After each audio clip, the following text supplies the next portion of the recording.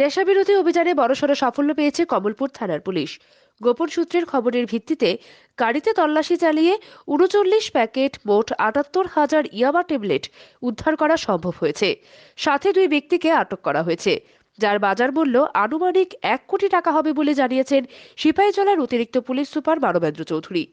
সিপাহীজলার অতিরিক্ত police super Manabendra Chowdhury জানিয়েছেন, গতকাল গোয়েন্দা সূত্রে থানায় খবর আসে ধর্মনগর দিক দিয়ে TR01BZ0648 নাম্বারের গাড়ি করে প্রচুর পরিমাণ নেশা সামগ্রী পাচার করা হবে। তারপর তদন্তে নামে পুলিশ। তদন্তে জানা গেছে গাড়িটি ফটিকরায় হয়ে খোয়াইয়ের উদ্দেশ্যে যাবে।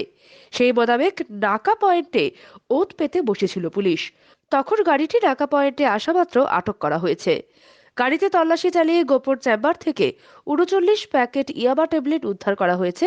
তিনি আরও জানান, ৩৯ প্যাকেটে মোট ৭৮,০০০ ইয়াবা ট্যাবলেট বাজেয়াপ্ত করা হয়েছে, যার বাজার মূল্য আনুমানিক ১ কোটি টাকা হবে বলে জানিয়েছেন তিনি। সাথে বিশালগড়ের বাসিন্দা মৃদুল হোসেন ও টিঙ্কু মিয়া নামে দুই ব্যক্তিকে আটক করা হয়েছে। তাদের বিরুদ্ধে এনডিপিএস ধারায় মামলা রুজু করা হয়েছে। মামলা রুজু করা হয়েছে। আমরা ওয়েট করছিলাম গাড়িটার জন্য, প্রিপারেশন করছিলাম। তো অ্যারাউন্ড 9:30 এই গাড়িটা আমাদের নাকার সামনে এসেছে। এরপরে এটাকে ডিটেন করা হয়েছে। ডিটেন করার পরে এটাকে থরোলি সার্চ করা হয়েছে।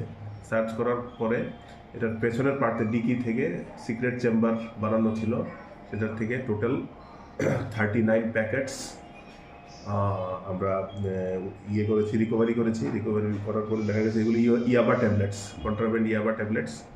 টোটাল 78,000 ইয়াবা ট্যাবলেটস কাউন্ট করা হয়েছে।